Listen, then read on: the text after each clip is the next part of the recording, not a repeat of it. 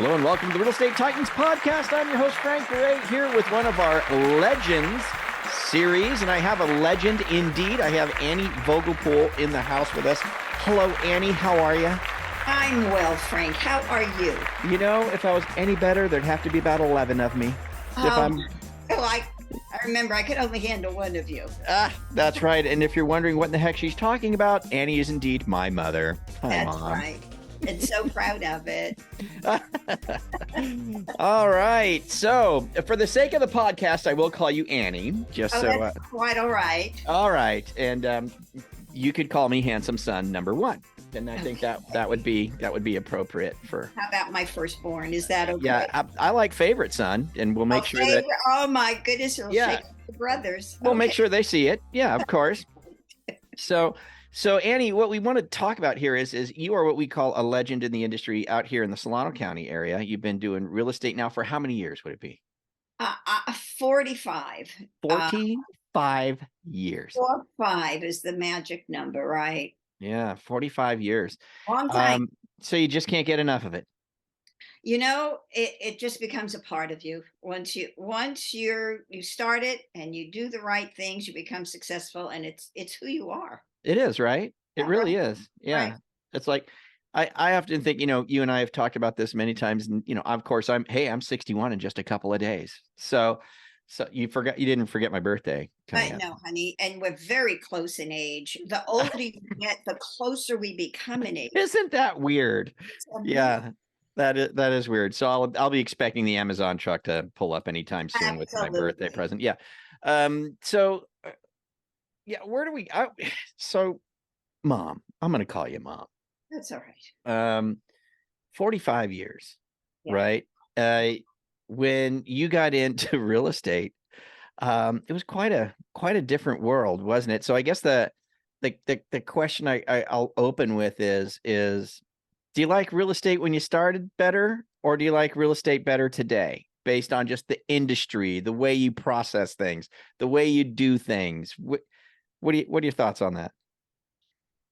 Well, agents today have it made as far as how to go get a lead or getting to an appointment faster, being on Facebook, being on the internet. Remember, we had no MLS, no cell phone, no car phone. I remember when the fax machine came in back in probably in 81, maybe 82. It was probably closer to 86, 87. Is that right? Well, time means nothing after all these years. Right. Yeah. But the thing is, it's still the same, but different. Mm-hmm. You still have to take care of somebody's biggest investment. And those people are going to count on you based on your expertise, the knowledge, and that's never changed. That's never changed. Yes, interest rates go up and down. We had a VA one day 19%, right? Interest. Homes were selling though for $40,000 to $50,000, so it's a little bit right. different. But income was next to nothing too. Right, and then sellers were helping buy down interest rates. Okay. They're still doing that paying closing costs. And believe it or not, we agents were getting 7% and 8% commission if we could bring in a buyer to move that. So, and that way it was pretty fascinating. We learned how to write our own promissory notes. We did all-inclusive trust deeds, which are known as wraparounds. We did a lot of loan assumptions then. So when I meet a young couple, first-time buyer, and they didn't have any money, and the rates were so high, we started looking for assumable loans. And go call mama and ask for $15,000, or go call and get $5,000. I remember a client of mine lost his job the day we were supposed to record. He brought in his credit card to close. No way. Yeah, but look back, and today that house, I think we sold it for 60. It's worth about 800,000. Yeah. So it's different, but it's not. Agents have the ability to research better. You don't have to sit in the office and wait for a phone call. to see if your offer's been accepted, because you don't have a cell phone and a car phone. So you'd have to go to the office. And if it got an acceptance, that agent came with a signed uh, contract, and then you had to go drive to your buyer and get another initial. So it was the best time to learn real estate. I mean, we had to know what we were talking about. Let's stay on that vein. Do Okay. you, because you're right, back back then, you do you, looking at today versus yesterday, do you think that the agents, the legends, right, have a better grip on the business as far as the contracts are concerned, the legalities of real estate, that type of thing than maybe the newer kids? Well, we certainly have the experience of the change in legalities, right? Yeah. But I think as long as they maintain, watch that CAR, NAR newsletters, they stay up with it. Some of them might even have a better knowledge because that's all they have. They don't have Mm, the experience. They mm, just have what's in front of them on paper. So mm. a little bit different there. But yes, we have more knowledge because of experience, but not so much more because we read a different contract Yeah. law. Okay. All right. I want to. I remembered something I wanted to ask you on this podcast, and I'm just going to try and segue somehow into this, but I just don't want to forget it. And that is, this was probably back in the '90s, and I remember I got a call from you, and you said, "Hey, I just want you to know something." I said, "What's that?" You said, "I made $100,000 this month." Do Wasn't that exciting? you remember that? You've Yes. probably done it many times since Well, then. not in a month. Not in a month. But you made $100,000 in 1 month. Now, come on, for everybody listening, it's back in the '90s. Yeah. Okay, so Wow. I could tell you, real estate agents today with the higher sales prices and that kind of thing, $100,000 a month is not horribly uncommon these days. If you got a high producing agent, that's all day long. You Right, know, right, right. but back then that was quite notable. You did $100,000 a month, and this is back in the '90s. You were. I guess I just wanted to lay out for everybody to make sure they understand what a, for the sake of modern terms, what a baller you were back in the '90s, and you still do great today. But you were really humming, I was. back back I back in the day. I remember doing, and this is before you had a transaction coordinator. Oh my God, you never had an assistant. What? And let somebody see your contract? Oh, God forbid. Yeah, yeah, And I remember the closing 12 deals in 1 month by yeah, myself. And they yeah, were not, and then I don't know how I did it, you know, but I'm proud that I did it. And yeah, and if I could, I'd do it again, but I don't have the energy. You know what I yeah, mean? yeah. Sure. And it never, and it changes you forever. It really does, because you go, well, I can do that, and I can do that, I can do that again. Yeah, I can do it. And somehow, through the magic of what I don't know, it all came together. So Yeah. do I remember that? I'll never forget it. Yeah, I remember. I never I did. remember that call. It was very inspirational for me. I was Oh, like, good. I'm glad. I'm glad. wow, I can't even believe my mom made 100 grand in 1 month, man. That is pretty awesome. Exciting. Pretty Yeah, awesome. Yeah. I mean, like today, that'd be like, 200 grand or something silly, you I know, guess. but I don't know. But you know what I like to ask legends, Ma, is you guys have seen so much stuff, like so many transactions. I mean, you're probably in the thousands of transactions that you've done over the past 45 years, literally thousands and I thousands of them. know. I know. Yeah. But let's walk through a couple of for the sake of other agents listening, uh let's walk through a couple of transactions you had in the past that were just like real learning experiences for you, like those transactions where it's like, holy moly, I cannot even believe what is happening right now on this deal, and that you managed to get through, right? I give you an example. We had an agent on, and she was talking about a deal where they did a house swap. I never even heard of house swapping, Mhm. but they used to just trade houses. Right, You know, right. back in the day, you just do a house trade. I'll give you yours, you give me mine, you know, somehow. And it was a wild ride, crazy experience. But can you think of anything that stands out, like one of those transactions from the past that are just like, that was Yeah. a wild transaction, man. I can't even believe it. I know there's a million of them in your head. Oh yeah, I just have to put one. I think the one that stands out the most is the one where we used jewels and gold for deposit and down payment. What? Yeah, yeah, they had, and the seller had to accept the the transaction, receiving diamonds and gold, and then trying to figure out a value for that. Now, they did that by assuming a loan. They didn't have a lender that they had to qualify for and use that as a down payment. But they assumed this particular mortgage, okay? And then it was subject to, you didn't have to qualify. Remember that? And that was again back in, I guess, in the mid 80s maybe. You I didn't mean, have to qualify for the assumption? no, you took an order subject to the existing loan. But Wow. E of A put a stop to that because Uh, they didn't want their loans, just taken subject to. There was a time, and I did many deals subject to the existing loan. Okay, hmm.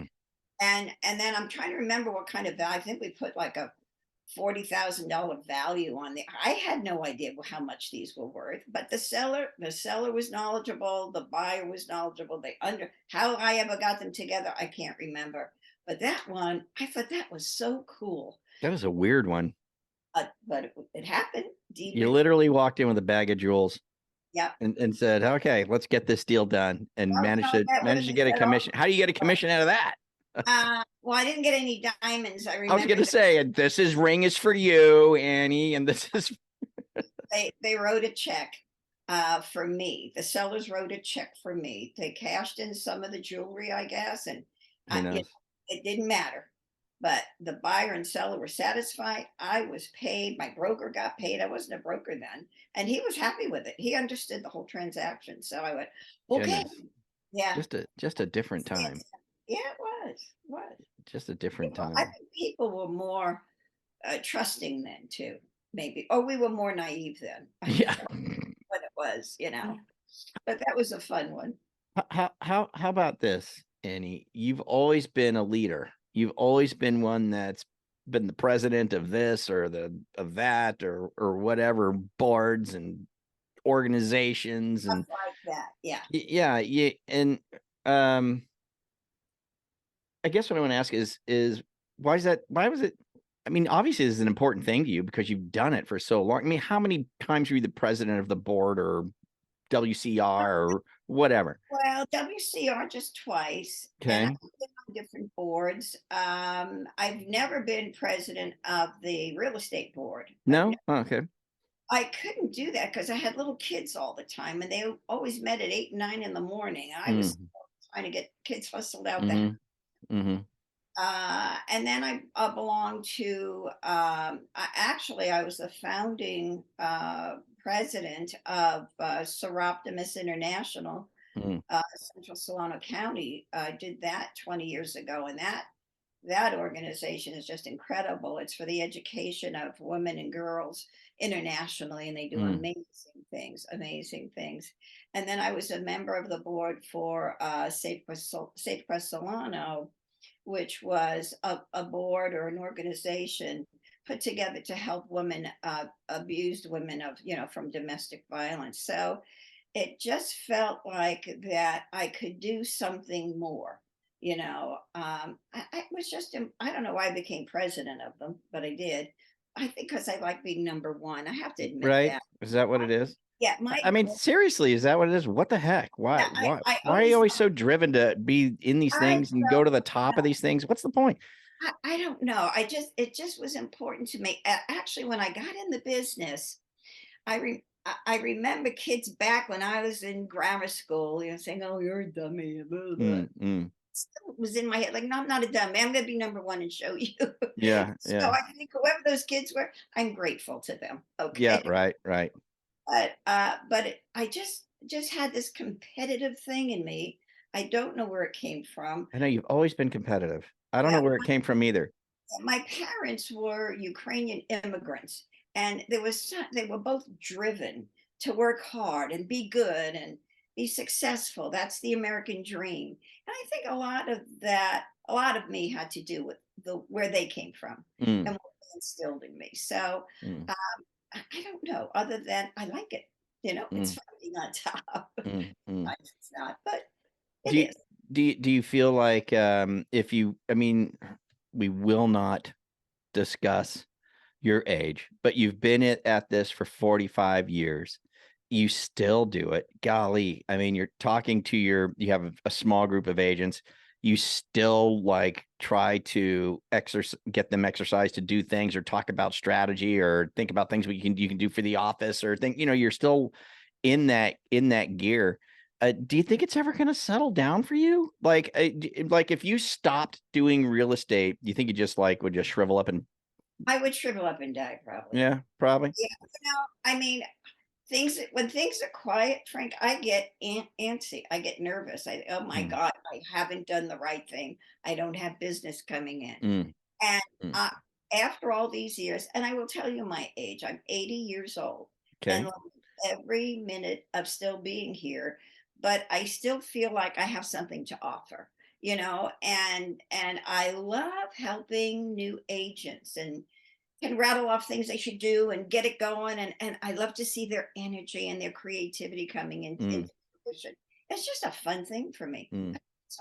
That's all it is. Yeah, like you said in the beginning, it just becomes kind of who you are, doesn't it? If you after you've been doing it for so long, and if you're not doing it, it's like, well, what am I doing? What else Right? do you do? And what I always enjoy hearing too are clients that I have that are teachers or professional people, lay people, great people. And they go, Annie, when I retire, I'm going to get into real estate. And I think, oh, I wish I knew what I was going to do when I retire. Okay, Retire and retire and do what? and do what? Right. Yeah, yeah. Yeah. It's a wonderful business, and I encourage people, the young people, to be very patient. Be in tune to your education, learn as much as you can, know your inventory, and don't look at people with dollar signs in your eyes. Mm, They know what you're doing, mm, and that'll turn them right off. mm. Just aim to be the best, and why not try number one? It's fun. Why not try number one? I like it. I like it. Do you think I know that even 20 years ago, 25 years ago, gosh, even 30 years ago, and keep in mind, I'm at this now for 35 years, right? So, um, do you think there was a more of a camaraderie between the local agents and the boards than there is today by chance? Just Oh boy, curious, yeah. camaraderie, like were agents more like, I think agents, closer with each other and they I don't know. respected each other more. You think so? Yeah. Definitely, definitely. And I just, I started in Benicia, Vallejo area, but stayed living in Fairfield. And the agents, although we were competitive, we were respectful of each other. Mm, I know not so long ago, a couple of my agents went through an interesting transaction. I won't say where or by who, where this agent was just mm, belligerent, mm, referred to me as snarky because I questioned an appraisal. I mean, mm, my goodness, what goes into some of these mm, thoughts, mm. But the sad part is I found out later that this poor agent has a terrible reputation. Ah, And I tell you something, when you have a bad reputation with your agents, other agents, they'll shy away from you in your listings. mm, Obviously, you're supposed to take care of your buyer, and you will go and show it, but it'll put a red flag up and it'll put a wall up as far as mm, negotiating with that mm, agent. mm, So you have to be careful. Respect each other. I remember teaching a class when I said, okay, who's the most important person? Who is your the most important person in a transaction?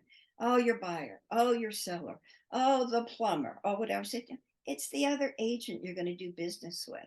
mm, Become their friend. You're both in it to take care of people and make a living. Don't try to show somebody how smart you are. mm. We're all smart. We're licensed, right? Right. So I think today, I was really surprised to see that, but that does still exist in some areas, I guess. You just Mm, have to roll with the mm, punches. mm. Yeah, yeah, interesting. I'm just curious to know, what your thoughts are yesterday compared to today. It is fun to explore how real estate was done in, 45 years ago, compared to today. And you are right. As modern agents and loan officers today, we do have, on the one hand, we do have a big advantage. Hold on, I got a call coming. We do have big advantages in that we can easily get ourselves out there, right, into the world a lot easier. But then there's disadvantages because so can everybody else, right? and You have to and be careful what you do out there, you you do have know. to be careful what you do out there.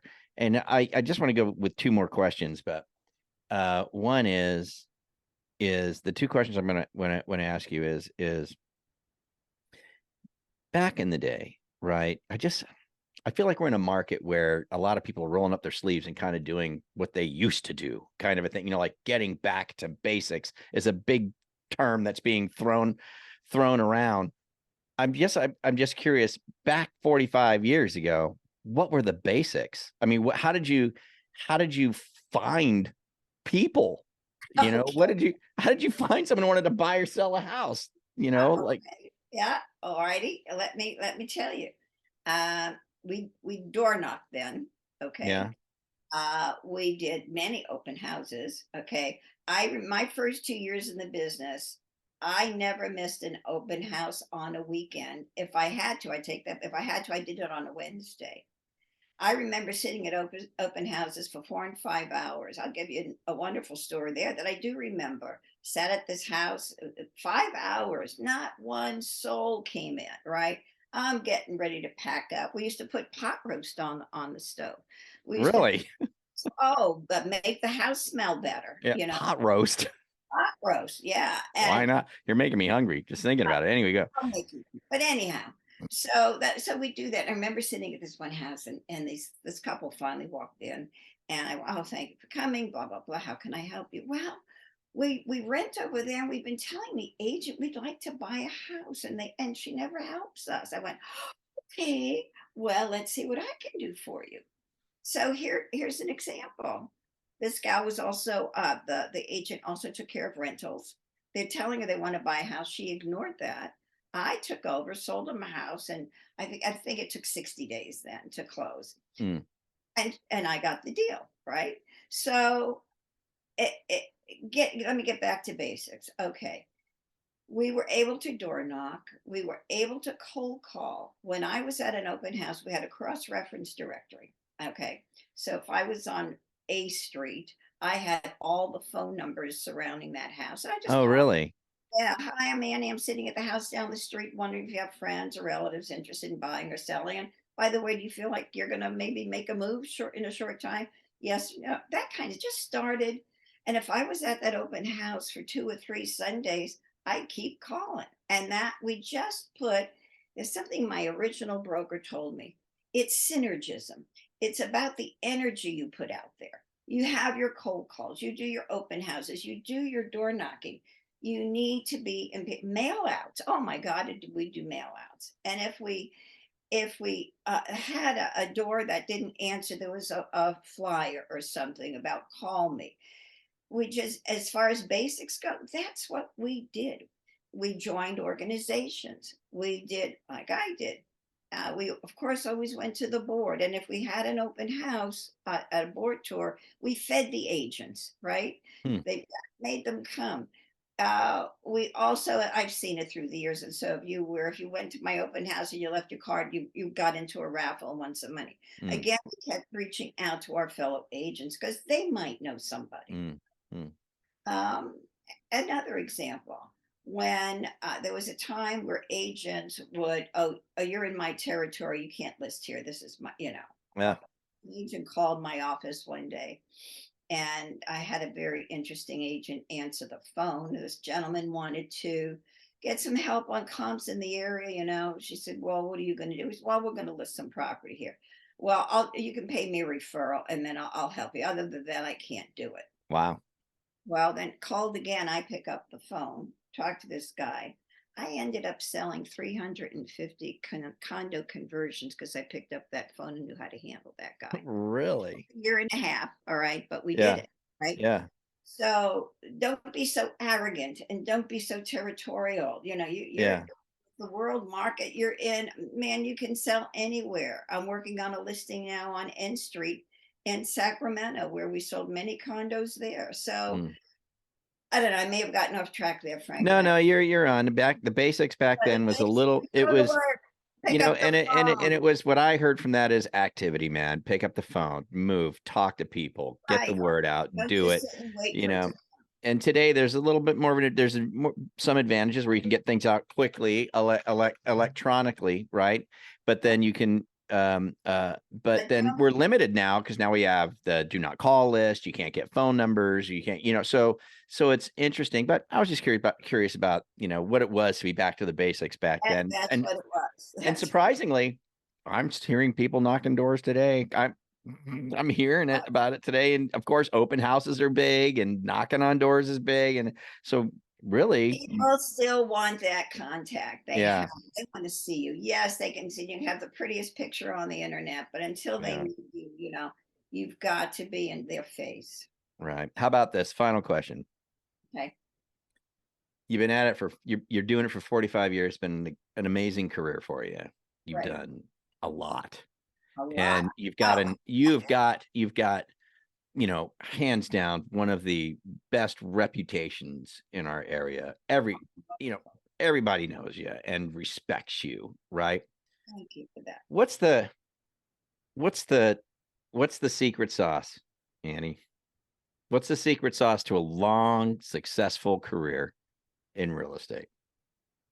Respect, kindness, honesty, integrity. That's all I can think of right now. Just be you. You don't have to pretend you're somebody you're not. Just take care of people. I used to train my agents. Take care of your people like the family you like, and you would take care of. Hey, we all have some we don't. Pick the family you like. That's my sauce. It's good sauce. So, Yeah, you bet. Mom, thanks so much. Oh, you're welcome. Nice chatting with you. Call anytime, honey. And we'll call anytime. Yeah, I'll come over for dinner. Maybe you Okay, come over here for dinner. that'd be nice. And happy birthday coming up. Thank you. I appreciate that. Very nice. See, I was 19 when I had you. That was a long time. I'm sure I was a smooth and flawless closing.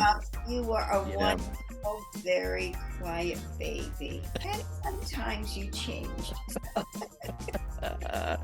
All right, Annie Okay. Vogelpohl, everybody. Just an absolute legend in the industry. Such a pleasure to have you on, Mom. And we'll go ahead and get on out of here. All right, for everybody else, thanks for joining us. Super appreciate you being here. Be sure to tune in again, subscribe. And if you want to be on the podcast or you know somebody who should be on, just call Bill Crossan at 707-220-1444. Until next time, we'll see you here at the Real Estate Titans podcast. Bye.